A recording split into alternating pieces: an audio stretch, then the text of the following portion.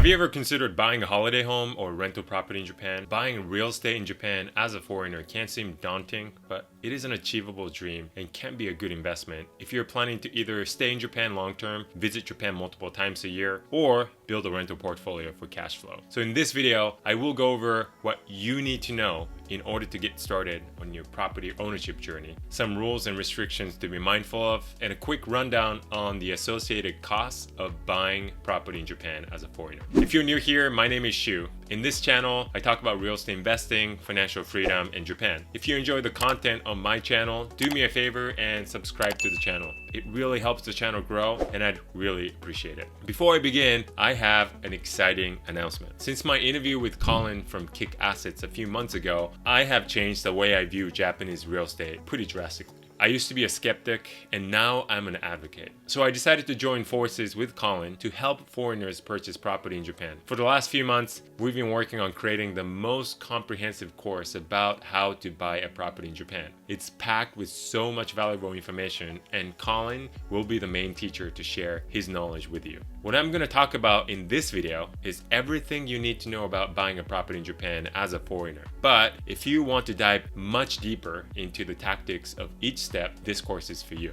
You can learn many years of our experience in less than 10 hours of packed content that will help you succeed in your journey. Be sure to subscribe so you can get notified when the course launches. With that said, let's get started. First things first, can foreigners actually buy property in Japan? The answer is yes. No matter where you're from, your nationality, or your resident status, you can buy real estate in Japan as of today. But there are some differences when it comes to paperwork and bank accounts depending on whether you're resident or non-resident. Residents have it a little bit easier, but don't worry, we'll explain all that. In addition to that, due to many foreigners buying real estate in Japan recently, there is a political movement towards regulating purchases for foreigners. These things are subject to change, so be sure to check the latest information with a real estate broker in Japan. Also, there could be a huge hurdle when it comes to securing a home loan in Japan. As a non-resident foreign individual, it's very unlikely that you'll qualify for a loan. So in this video, we will not cover getting a mortgage, but we will focus on finding a cheap house that you can find under $100,000. Now, why would you want to buy property in Japan? Well, there are a few reasons. First, Japan is known for its stable political environment. That means your property rights are pretty safe. Japan is also super safe and clean, making an awesome place to live. Plus, the real estate market here is pretty stable, and you might get a great deal right now thanks to the exchange rate. Another reason why you might want to consider buying real estate in Japan is equal opportunity. Anyone can buy real estate with the same privileges in Japan. Other Asian countries like Vietnam and Thailand have different regulations for buying real estate as a foreigner. And here's a cool fact. Japan is one of the largest creditor countries globally. So even during a financial crisis, the currency is pretty stable. It's like a safe haven for investors. And the biggest reason is affordability. Average home prices in Japan, just outside of its major cities, are surprisingly low. Many of those properties can be purchased in cash for about the same price you would pay for a down payment of a mortgaged house in your home country. Now, let's talk about the downsides. One of the most important things to know is that buildings in Japan generally depreciate in value over time due to a number of factors, including the aging population, slow economic growth, and natural disasters. This means that while it is possible to find property for cheap, especially outside of cities, buying property may not be viable as an investment unless you also purchase the land that the building is built on, since the land in Japan tends to hold value. Here's something you need to know about land in Japan. Land and the buildings on top of it are separate legal entities in Japan. So you may either hold a freehold title, shoyuken, or leasehold, shakuchiken, when buying property in Japan. In Japan, the freehold title, shoyuken, gives you full ownership of the land and the physical structure built upon it. When you buy a condo, on the other hand, you co-own the building and the small part of the land underneath. So the question is, what are the pros and cons of freehold and leasehold properties? Let's take a look. The benefits of buying a freehold properties are: 1. Ownership of land and physical structure outright. 2. Potential profit from capital gains on the land. And 3. Faster buying process since there's only one seller involved. The drawbacks of buying a freehold property are: 1. It tends to be more expensive, which means 2. Higher property taxes, and 3.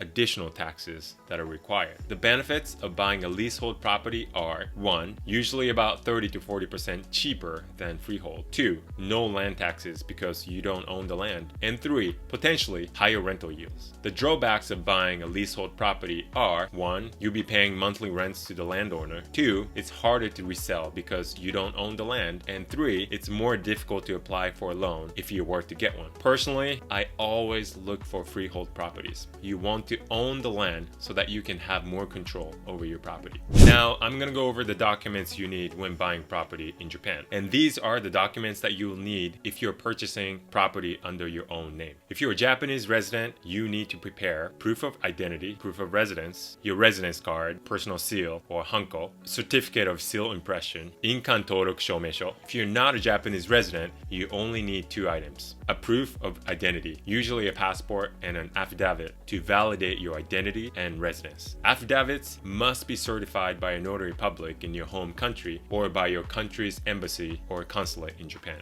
I highly recommend you to obtain an affidavit before arriving in Japan to buy property, in case you aren't able to get one when you're in Japan. The main reason for this is that the time and money it takes to get a document notarized in Japan. For example, if you're a US citizen, you can just book an appointment with a notary public at a local bank for free. It probably takes you 15 minutes or less to do this. But if you need this document notarized in Japan, you would need to book an appointment at an embassy or a consulate weeks in advance and pay $50 per seal. And there are only 1 US embassy and 5 consulates in Japan, so this can be stressful, especially if you're in a rush. If you're purchasing property in Japan through an entity, you will need to know what I'm about to tell you. So can foreigners form an entity in Japan without living here? The short answer is yes, but the caveat is that it is difficult to open up a bank account without a residency. One way of overcoming this challenge is to enroll a local director, aka someone who has a residency in Japan, when opening the company. This local director will be the one taking care of all the paperwork and opening the bank account for the entity. After all the procedures are done and both the company and the bank account are up and running, this local director can be officially removed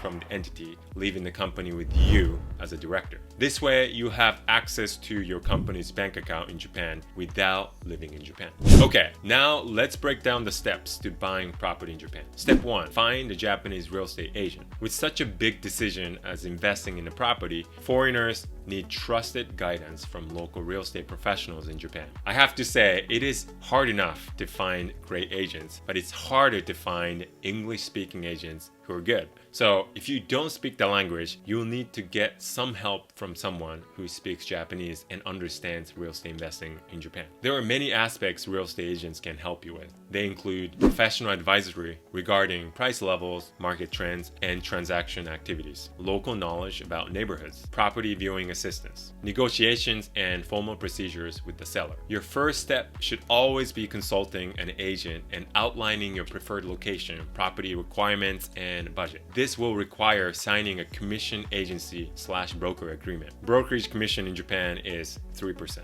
Step 2, view and compare properties. Once you have decided on the fundamental parameters of your dream house, it's time to shop around. I suggest finding comparable properties in your desired neighborhood and learn about the recent prices paid for these properties. The Ministry of Land, Infrastructure, Transport, and Tourism has a website to help you find comparable prices for property transactions. Also, a local property agent can be an invaluable source. Step 3, express property purchase intent. If you're buying a new house, you will need to fill out an application to purchase, 購入申込書, created by the developer or a real estate company. If you're buying a pre-owned residence, you may like to submit a letter of intent, 買付証明書, to the seller through the agent. The purpose is to express your sincerity about purchasing the property and serve as the beginning point for negotiations. Step 4, pay the earnest money. The buyer pays a deposit known as earnest money, tetsukekin, to the seller. It usually accounts for 5 to 10% of the total purchase price, and it's calculated as part of the total purchase price when the deal is closed. Step 5, get a pre-approval of your property loan. This is if you're getting a loan from a Japanese bank. When you've submitted your letter of intent it's time to negotiate your loan options with your bank. Step 6. Review the explanation of important matters. The explanation of important matters, 重要事項説明書, is one of the most important documents that you need to review carefully before you finalize the purchase. As a legal disclosure document prepared by the seller's agent, it's supposed to contain all the information any buyer would need to make an informed decision. Step 7. Execute the purchase agreement. Once you're satisfied with the content of the explanation of important matters, it's time to sign the legally binding purchase agreement. Some of the documents and information to include are a copy of your passport, value of the stamp duty, a registration certificate, a seal or inkan. If you're not a resident in Japan, your signature will do. Information from your inspection report, for example, regarding pests. What if you're not in Japan for this process? Well, you can give the power of attorney to a legal representative, 法定代理人, to sign the purchase agreement. This can be someone you know in Japan or an attorney that you decide to hire. Now, let's talk about the costs and taxes when buying property in Japan. When signing a contract, you'll pay stamp duty, a down payment, and other fees. And after the property handover, there are more taxes like real estate acquisition tax and annual fees. Earnest money, 手付金. When buying a property, you're also required to make a deposit of about 5 to 10% of the total value. Brokerage fee, 仲介手数料, usually around 3%, as well as a fixed price of around 60,000 yen plus consumption tax. This fee is paid in 2 steps, one half at the time of signing the agreement and the other half at the time of closing. Stamp duty, 収入印紙. The price of the revenue stamp varies with the cost of the property or real estate you're purchasing. This means that buying a property up to 50 million yen requires a stamp that costs under 10,000 yen. Registration fee, 登録費用. For buying a real estate or a property, you also need to pay registration and license tax, as well as legal service associated fees. Liquidation fees, 清算. You also have to cover the expenses that the seller has already paid. This is typically the fixed property tax, 固定資産税, and maintenance fees, 管理費. These fees vary depending on the circumstances. Judicial scrivener fee, 司法書士手数料. The role of judicial scriveners is to assist clients in property registration procedures. Fees for engaging judicial scriveners vary depending on the property type and the area. It's about 30,000 yen to 90,000 yen. Now, imagine owning your first rental property in Japan. You've worked hard, saved, and finally made this real estate investment in Japan. The idea is for it to generate passive income, allowing you to embrace financial independent life. But the reality sets in. Managing this investment seems far from passive. That's where property managers come into play. These professionals work at property management companies or real estate agencies. They handle everything from rent setting to tenant placement, customer service, repairs, maintenance, and even the property handover. The market fees range between 5 and 8% of your monthly rent. In my opinion, property management isn't a luxury, it's a necessity. So if you decide to manage your own property, I highly suggest you put that money aside and pay yourself, because property management is a job. And the final point we're going to cover is this. Can you get a visa or residency just by buying property in Japan? I'm sorry to crush your dreams, but it's not that simple. Japan's immigration laws are strict and getting permanent residency takes time and effort. With that said, this topic is beyond the scope of this video. It probably deserves a whole video on its own, but the gist of it is that it is possible to get yourself a business manager visa through an entity you form, whether it's 株式会社, KK, or 合同会社, or even 個人事業主, sole proprietor. You can essentially sponsor yourself a visa if you're building a rental business in Japan. If you want to deep dive into this topic, let me know by leaving a comment below. Alright, that's a wrap for this guide on buying property in Japan as a foreigner. I hope you found this information helpful. If you're considering this in the future, remember it's a big step, so do your research and plan carefully. Before I end, I have a special gift for you. If you prefer reading over watching videos about how to buy a property in Japan as a foreigner, I have a free guide that will help you own your dream house or get started with real estate investing in Japan. Click the link below in the description. And if you enjoyed this video, don't forget to share this with someone who might benefit from this. And as always, if you have any questions or want to learn more about any topic, just let us know in the comments below. Until next time, stay curious and keep learning. See you in the next one.